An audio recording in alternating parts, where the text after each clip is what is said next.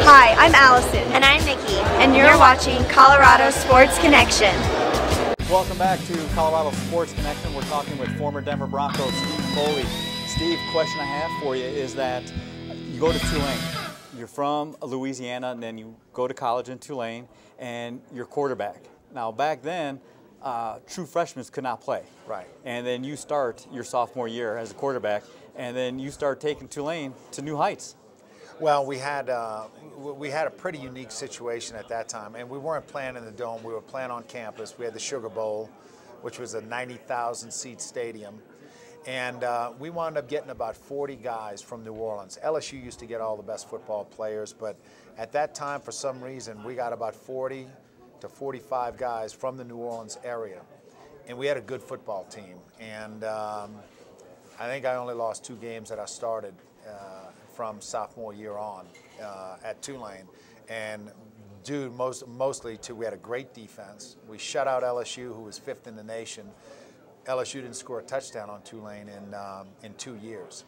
When Burt Jones was a senior, they beat us 9-3 with 3 field goals. We ended up on the 1-foot line with time running out. My fullback caught a pass and got tackled on the 1-foot line with 90,000 people watching. They beat us 9-3, and the next year we shut them out 14-0, and they were going to the Orange Bowl. They were 9-1, and we were 8-2.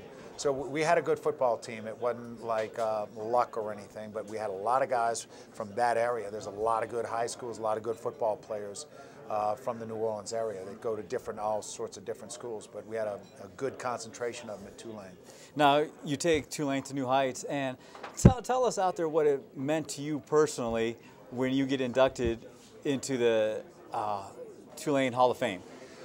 Well, unfortunately, I was still playing with the Broncos, so I couldn't go to that, but it was a huge honor for me, along with a couple of teammates that I had, and you know, as well as you know, when I got inducted into the Louisiana Hall of Fame, I was like just kind of shocked, you know, because of where I came from. And in high school, most of the coaches said that I would never play quarterback and couldn't play in college. These are my own coaches. And lucky I had 2 older brothers that were already playing there, and they had total faith in me. And I didn't really listen to my coaches or anybody else. I just went out there and just played and had fun. All right, let's move on now to the NFL. You come to the Denver Broncos, all right? Talk about the Orange Crush. You know, in my opinion, if we had the media that we have today back in the 70s, people would be well aware of the Orange Crush.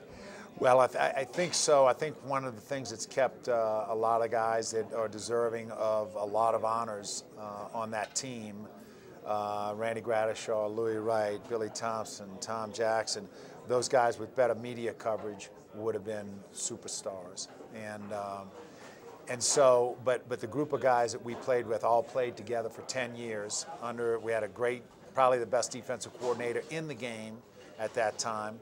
He was a guru among defensive guys, inventing all sorts of defensive guys. Bill Belichick was a young pup following Joe Collier around at that time for the Broncos. And so I knew Bill when he was just a young guy, and he's done fabulous with that 3-4 defense, which Joe Collier used to run. But just the guys were tremendous. It was an incredible time in Denver's history. It was the first time we had gone to the playoffs, and lo and behold, we had Pittsburgh and the Steelers in their heyday when they were great teams. We had them at home and beat both of them to go to the Super Bowl. And just an incredible time. But more than that, it was the guys and the community. Today, you know, there's a separation between the athletes, the pro athletes, and the community. It's almost like there's boundaries, and they're not allowed to mingle anymore. And back then, it was like free access to the players, and it was a fun time. Now, your Super Bowl, the first Super Bowl, you go back to Louisiana.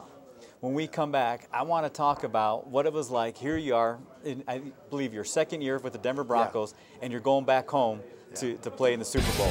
We'll continue our talk with Steve Foley, and we'll talk Super Bowl when we come back, right here on Colorado Sports Connection.